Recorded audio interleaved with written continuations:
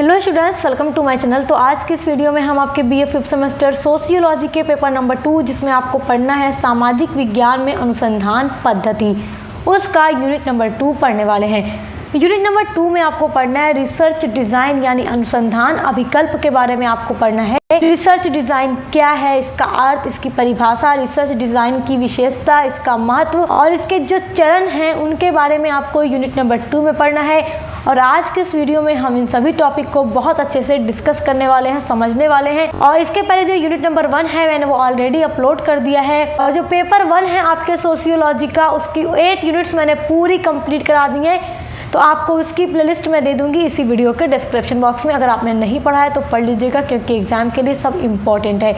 चलिए देखते हैं रिसर्च डिज़ाइन क्या है। रिसर्च डिज़ाइन को हिंदी में अनुसंधान अभिकल्प कहा जाता है। अगर मैं आपको एकदम आम सी भाषा में रिसर्च डिज़ाइन के बारे में बताऊं तो जैसे आप देखिए, अगर किसी घर को बनाना है, घर को बनाने से पहले उसका इंजीनियर के द्वारा पूरा नक्शा तैयार कराया जाता है कि कहाँ पर बेडरूम होगा, कहाँ ड्राइंग रूम होगा, कहाँ हॉल होगा, कहाँ वॉशरूम होगा, सब कुछ पूरा एक डिज़ाइन किया जाता है। तो उसी तरह से जब कोई शोधकर्ता होता है जो रिसर्च करने जाता है तो उससे पहले वो किस विषय पर रिसर्च करेगा, किस विषय पर वो शोध करने जा रहा है, किस उद्देश्य से कर रहा है, उसका क्या पर्पज़ है और क्या मेथड वो यूज़ करेगा, और शुरू से लेकर एंड तक की जितनी भी चीज़ें होती हैं शोध करने से पहले की, उसका एक प्रारूप तैयार करता है। उसी प्रारूप को रिसर्च डिज़ाइन या अनुसंधान अभिकल्प कहा जाता है।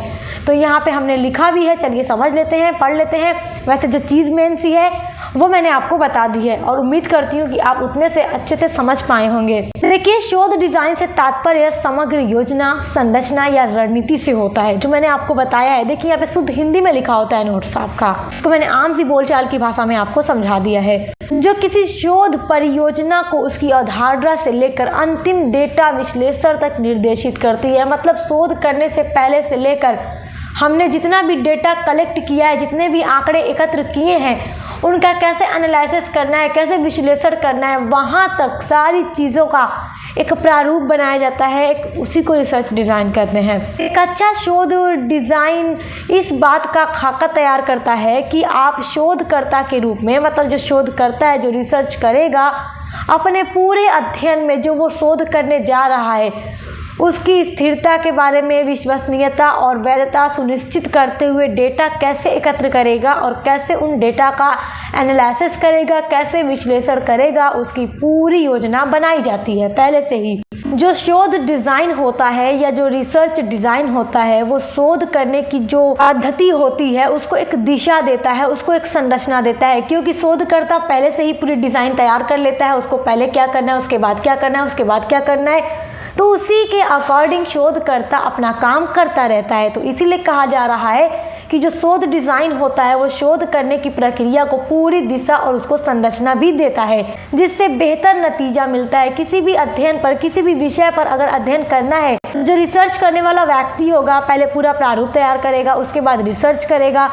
अगर वो पूरी योजना बना करके काम करेगा तो उसका जो रिजल्ट होगा वो बेहतर होगा, सही होगा। इसमें शोध के प्रारंभ से लेकर अंत तक की पूरी योजना बनाई जाती है, जिसको रिसर्च डिज़ाइन कहा जाता है। बहुत ही अच्छी डेफिनेशन है रिसर्च डिज़ाइन की, तो आप इस डेफिनेशन को नोट ज़रूर कीजिएगा, एग्जाम में आएगा तो लिखिएगा ज़रूर। डेफिनेशन है आपकी पीवी यंग के अकॉर्डिंग। ये लिखते हैं कि एक शोध प्रारूप किसी शोध की एक तार्किक एवं व्यवस्थित योजना एवं उसका निर्देशन होता है। क्योंकि मैंने आपको बताया कि शोधकर्ता शोध करने से पहले पूरी योजना बना लेता है, सोच विचार करके तार्किक रूप में एक अच्छी व्यवस्थित योजना तैयार करता है। तो वही योजना जो बनाता है, वही योजना शोध को एक दिशा देती है, एक निर्देशन देती है, जिस प्रक्रिया को वो आगे बढ़ाता है और उसी दिशा में लेकर अपना काम करता है।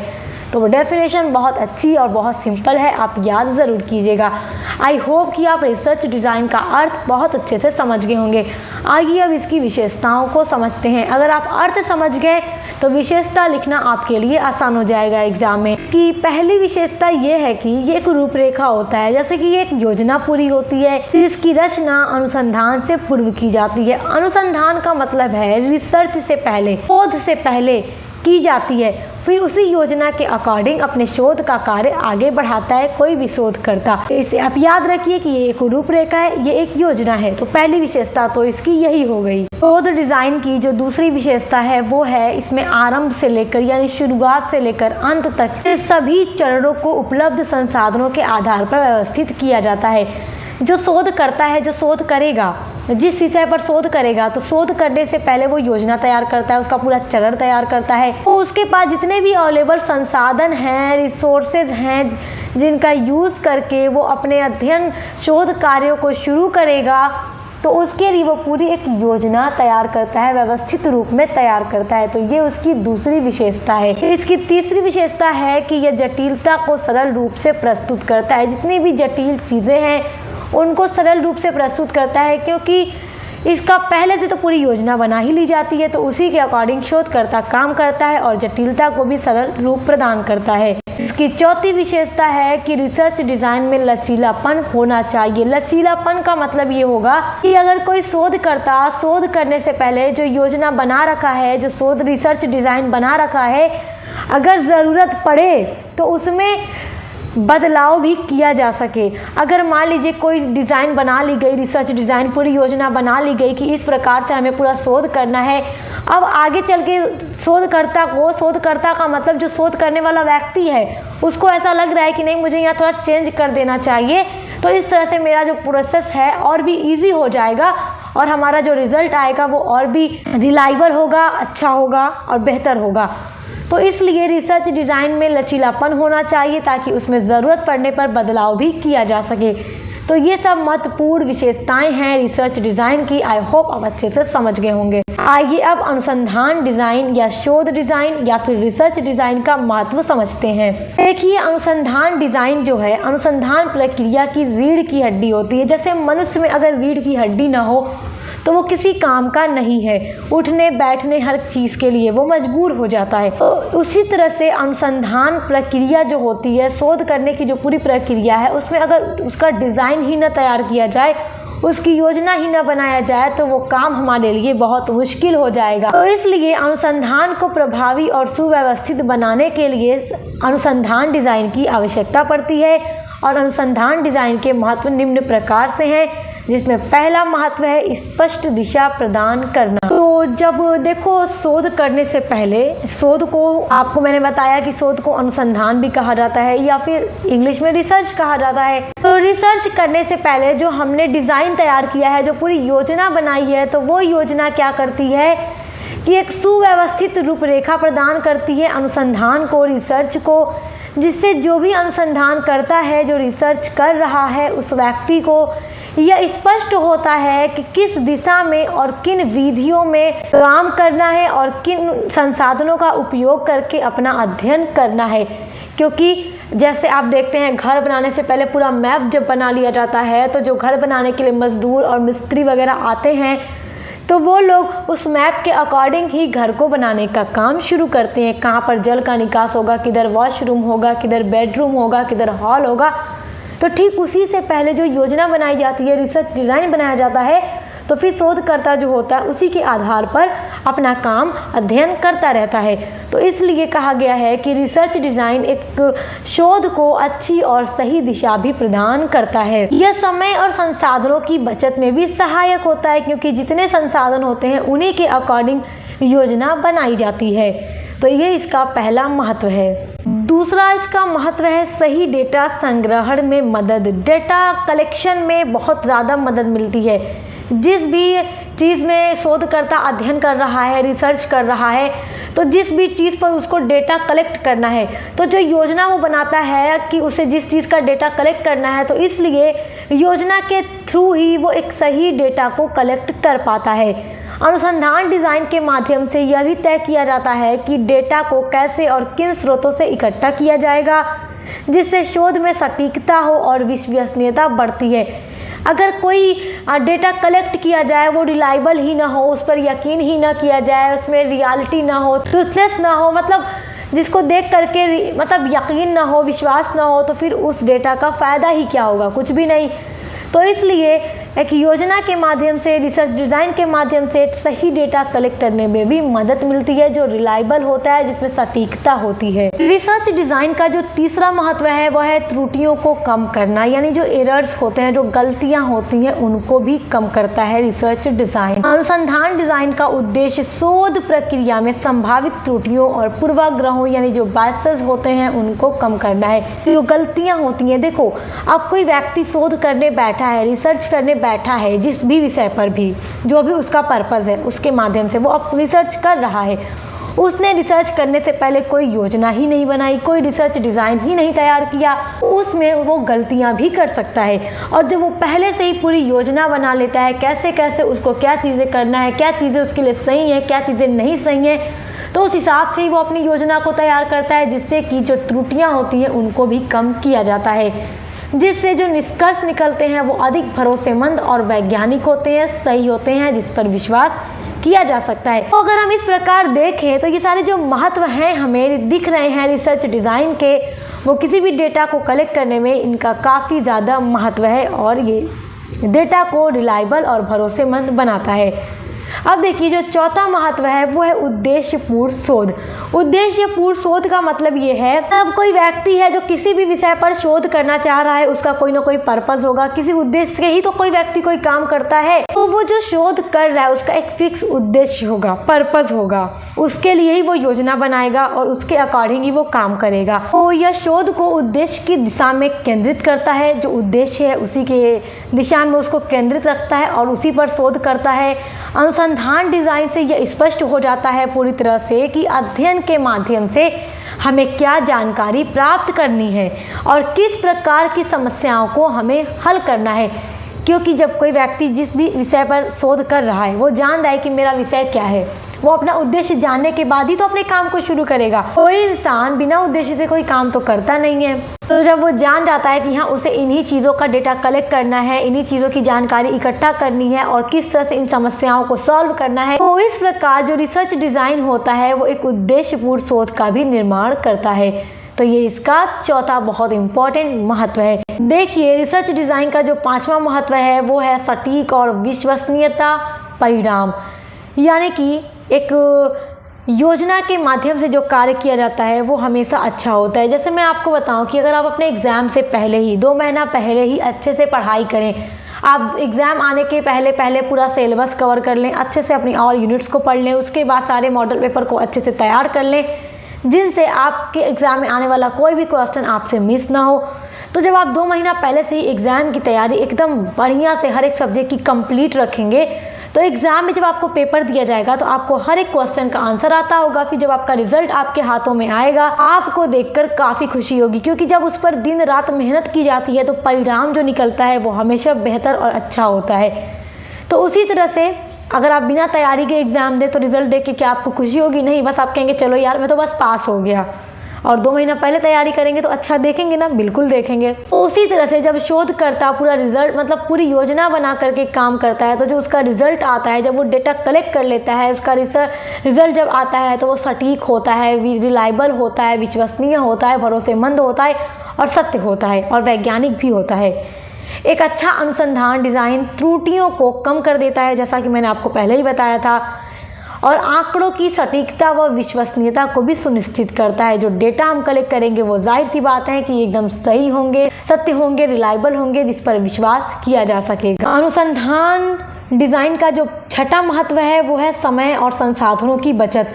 देखो जो उचित अनुसंधान डिज़ाइन होता है उसके माध्यम से शोध प्रक्रिया को प्रभावी ढंग से संचालित किया जा सकता है, जिससे समय और संसाधनों का बेहतर उपयोग होता है। जब कोई शोधकर्ता शोध करने से पहले अपनी पूरी योजना तैयार करता है तो उसके पास जो संसाधन है वो उन्हीं के अकॉर्डिंग योजना बनाता है कि मेरे पास ये चीज़ें अवेलेबल है जिनके माध्यम से मैं शोध कर सकता हूँ या कर सकती हूँ, तो उसके हिसाब से वो योजना बनाता है। तो फिर बीच में शोध करते टाइम उसे फालतू चीज़ों की नीड नहीं होती, क्योंकि वो अपने संसाधनों को नज़र में रखते हुए ही योजना बनाता है और वो जानता है कि मुझे कितने समय के अंदर, कितने दिन या महीने के अंदर इस शोध प्रक्रिया को ख़त्म कर देना है। मतलब इतने महीने के अंदर मुझे ये शोध का काम पूरा फिनिश कर लेना है और अपना रिजल्ट अच्छे से अच्छा निकाल लेना है। तो उसी के अकॉर्डिंग वो काम करता है। तो इस तरह से समय और संसाधन दोनों की बचत होती है। तो ये सब इसके महत्वपूर्ण महत्व है। आई होप कि आप इसके महत्व को भी बहुत अच्छे से समझ गए होंगे। देखिए यहाँ से आपका लगभग 2 से 3 लॉन्ग क्वेश्चन तैयार होगा। एक तो महत्व, विशेषता और चरण, सब कुछ आपका तैयार हो जाएगा सिर्फ एक वीडियो से। तो चलिए अब इसके चरण को समझते हैं। आपका जो अगला मोस्ट इम्पॉर्टेंट टॉपिक है वो है अनुसंधान डिज़ाइन के चरण। अनुसंधान डिज़ाइन कहिए या रिसर्च डिज़ाइन कहिए या फिर शोध डिज़ाइन कहिए, उसके जो चरण हैं वो आपके एग्ज़ाम के लिए बहुत इंपॉर्टेंट हैं। तो चलिए अब इसको अच्छे से समझ लेते हैं। देखिए, अनुसंधान डिज़ाइन को व्यवस्थित और प्रभावी बनाने के लिए इसके जो चरण हैं वो कई प्रकार के हैं, जिसमें पहला है समस्या की पहचान, आइडेंटिफिकेशन ऑफ द प्रॉब्लम। देखिए, अनुसंधान का जो सबसे पहला चरण है वो है समस्या को स्पष्ट रूप से समझना। अब जैसे किसी भी विषय पर, किसी भी सब्जेक्ट पर, किसी बारे में शोध करना है तो सबसे पहले अपनी समस्या जाननी होगी ना कि क्या हमारी प्रॉब्लम है जिसके बारे में हमें पहचान करना है। तो सबसे पहला जो चरण होगा, स्टेप होगा, वो होगा अपनी समस्या को अच्छे से पहचानना और जानना। अनुसंधान डिज़ाइन का जो दूसरा चरण है वो है उद्देश्य निर्धारण करना, यानी डिफाइनिंग ऑब्जेक्टिव्स, यानी पर्पस को निर्धारित करना। सबसे पहले तो समस्याओं की पहचान करना है। उसके बाद जिस भी विषय पर शोध करना है, रिसर्च करना है, तो कोई भी काम को करने से पहले उसका उद्देश्य ज़रूर होता है हर व्यक्ति के पास। ये बात तो मैंने आपसे पहले भी बताई है। तो सबसे पहले समस्याओं को पहचान लेंगे, उसके बाद अपने शोध करने के पीछे उद्देश्य क्या है उसका निर्धारण करना है। तीसरा है परिकल्पना का निर्माण करना। तीसरा चरण है परिकल्पना का निर्माण करना। देखो, अनुसंधान की प्रक्रिया को निर्देशित करने के लिए सबसे पहले परिकल्पना को तैयार किया जाता है। चौथा जो चरण है वो है अनुसंधान की प्रकृति तय करना। देखिए, अनुसंधान की प्रकृति यानी जो शोध हमारा होगा वो किस टाइप का होगा, जिसमें होता है एक गुणात्मक और एक मात्रात्मक, यानी क्वालिटेटिव होता है और एक क्वांटिटिव होता है। तो शोध डिज़ाइन के इसमें 3 प्रकार हैं, जैसे डेस्क्रिप्टिव है, एक एक्सपेरिमेंटल है और तीसरा है आपका एक्सप्लेनेटरी। अनुसंधान डिज़ाइन का जो 5वां चरण है वो है नमूना चयन, यानी कि सैम्पलिंग डिज़ाइन। देखो, शोध करने से पहले शोध के लिए अध्ययन किए जाने वाला नमूना क्या होगा उसका चयन किया जाता है।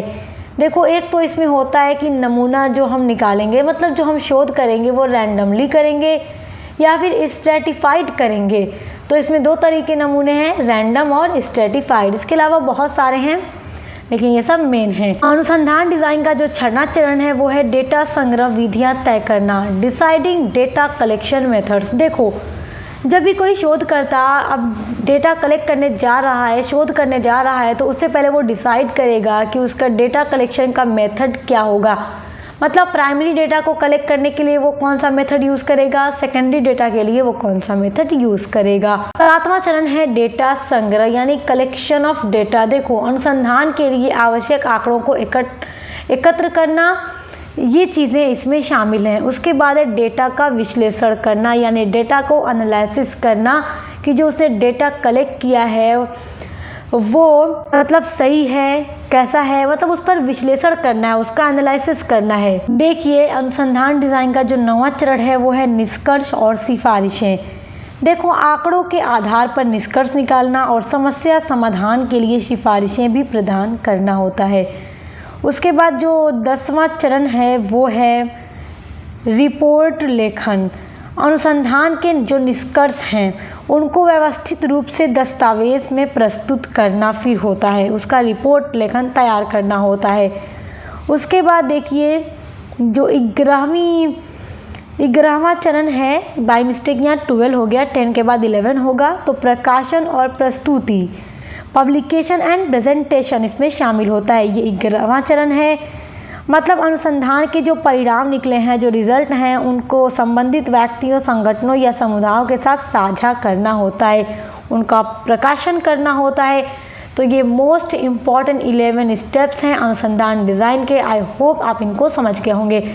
तो आज की वीडियो में जो चीज़ें मैंने आपको समझाएंगी आपके एग्ज़ाम के लिए बहुत इंपॉर्टेंट हैं, तो आप इसको दोस्तों के साथ ज़रूर शेयर कीजिएगा ताकि हर एक स्टूडेंट्स इसको अच्छे से तैयार कर सके। उसके अलावा हमारे चैनल सक्सेस मास्टर पॉइंट पर आपके हर एक सब्जेक्ट की क्लासेस, हर एक सेमेस्टर की क्लासेस कराई जाती हैं। तो उसके लिए आप विजिट ज़रूर कीजिएगा। दोस्तों के साथ शेयर करना मत भूलिएगा। तो अब मिलते हैं नेक्स्ट वीडियो के साथ।